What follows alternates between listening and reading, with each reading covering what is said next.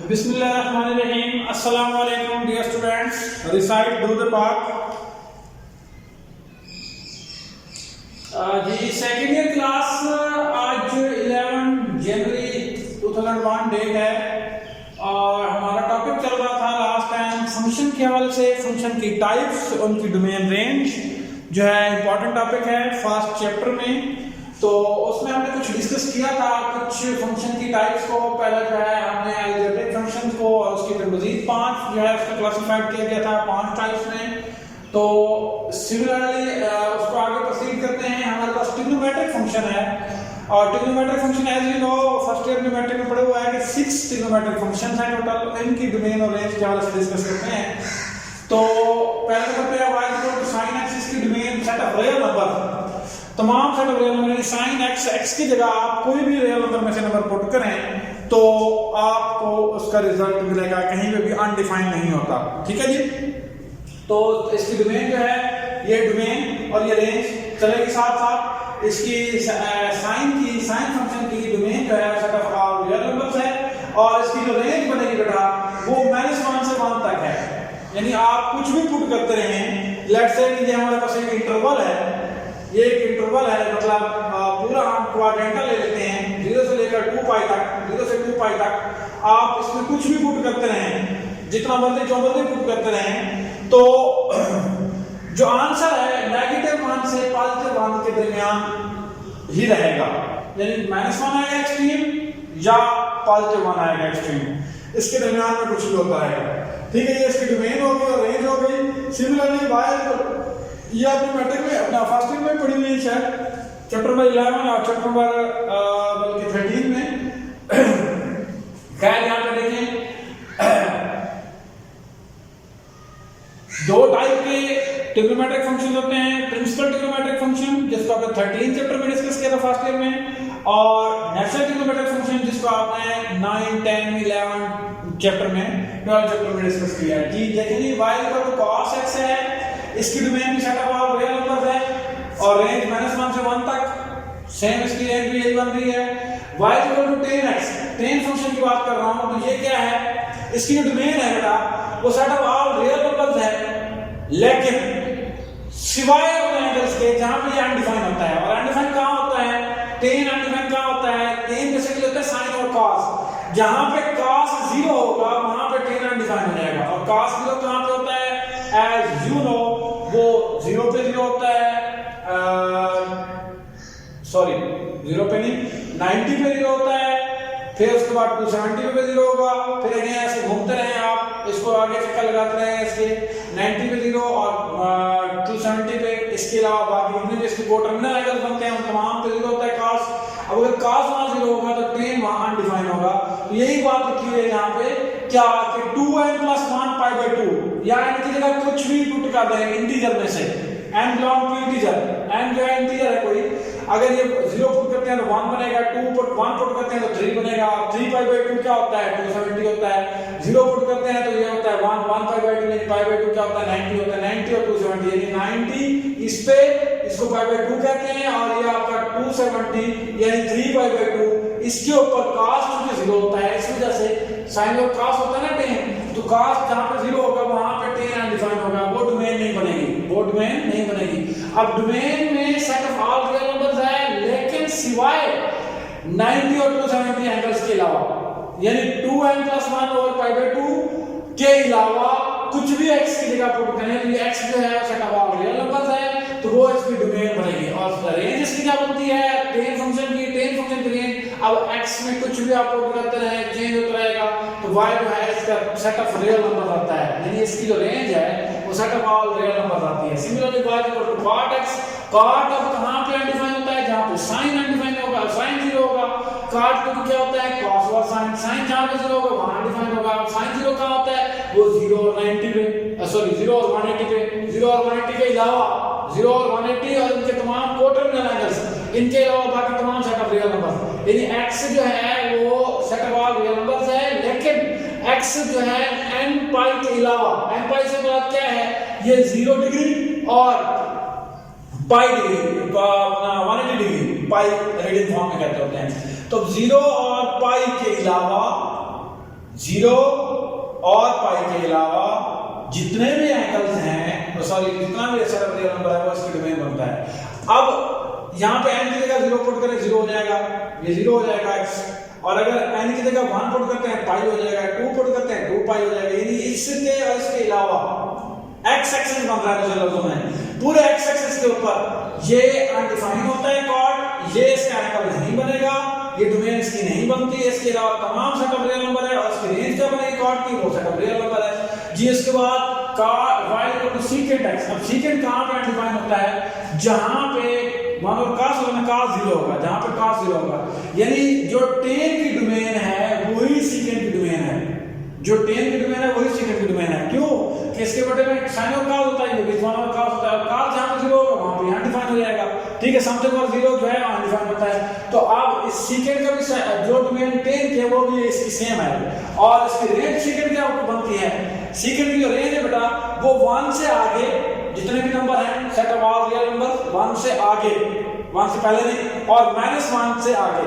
यदि अगर मैं ये रियल लाइन ड्रा करूं, ये यहाँ पे रियल लाइन ड्रा करूं, ये रियल लाइन है, अगर यहाँ पे 0 है और यहाँ पे -∞ है और यहाँ पे +∞ है, यहाँ पे -1 है और यहाँ पे 1, ये 1 और -1 का ये वाले एरिया के बगैर इसके अलावा इधर वाले सारे ये तमाम नंबर, ये तमाम नंबर, ये तमाम के तमाम इसकी रेंज में आते हैं, तमाम के तमाम सीकेंट की रेंज में आते हैं। ओके जी।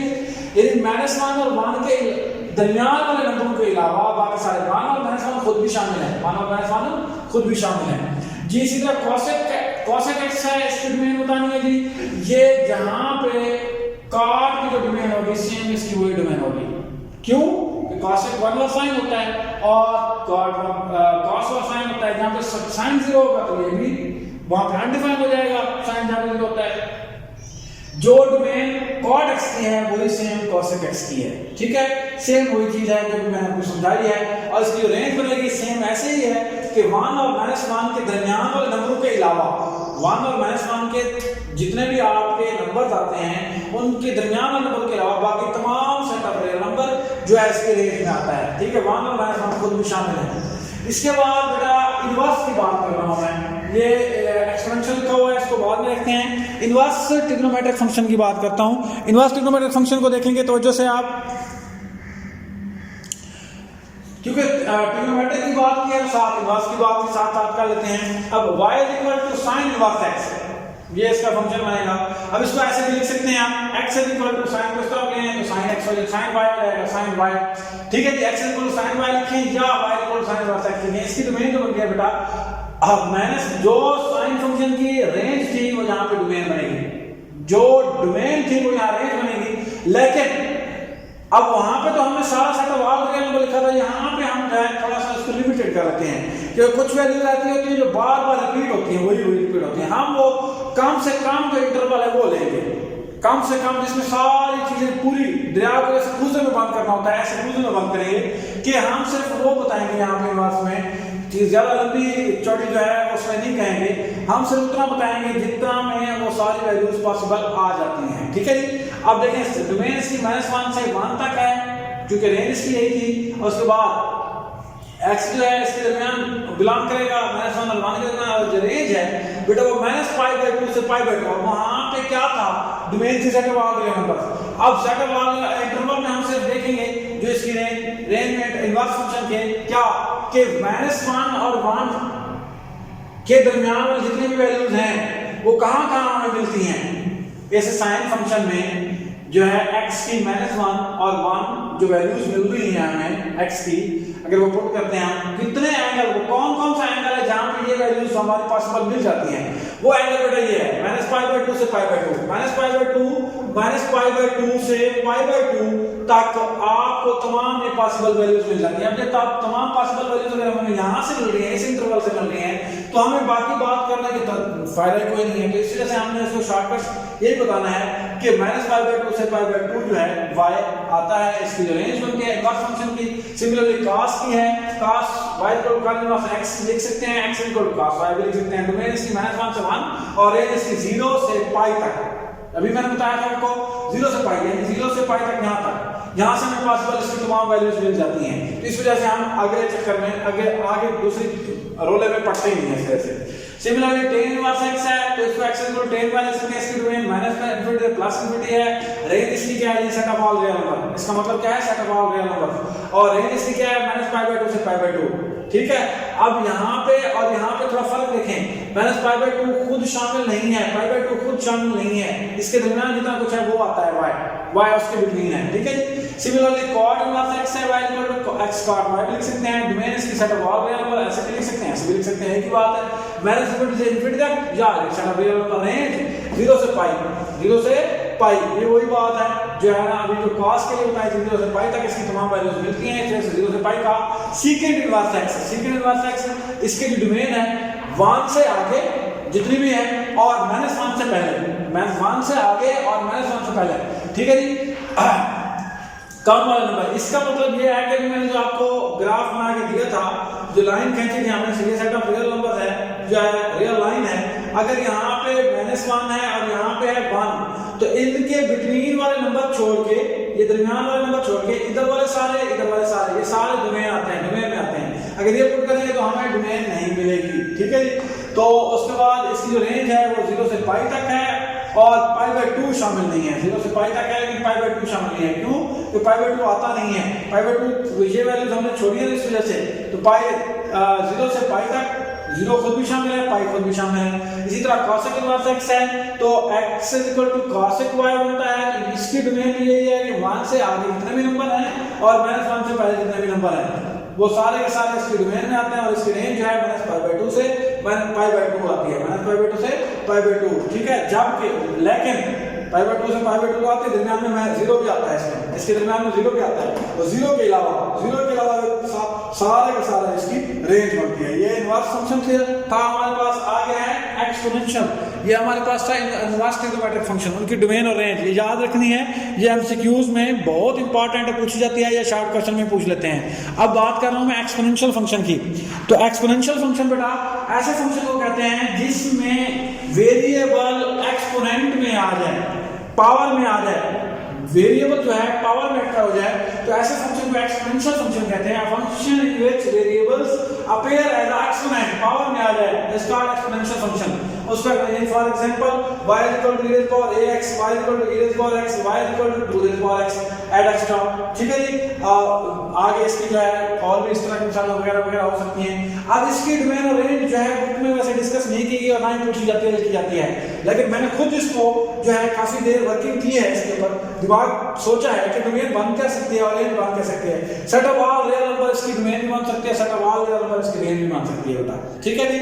और ये मेरे खुद से जो है एक कह लें आप सर्च कह लें या सोल्यूशन कह लें, यहाँ पे मैंने मुख्तलिफ नंबर्स पुट किए, -∞ से +∞ तक, x के अंदर कोई भी नंबर पुट करते जाएं और आंसर जो हमें मिलते हैं तो मैंने ऑब्जर्व किया है, बार बार देखा है, उसको ऑब्जर्व किया है, तो नेगेटिव भी हो सकते हैं और पॉजिटिव भी हो सकते हैं। ठीक है जी।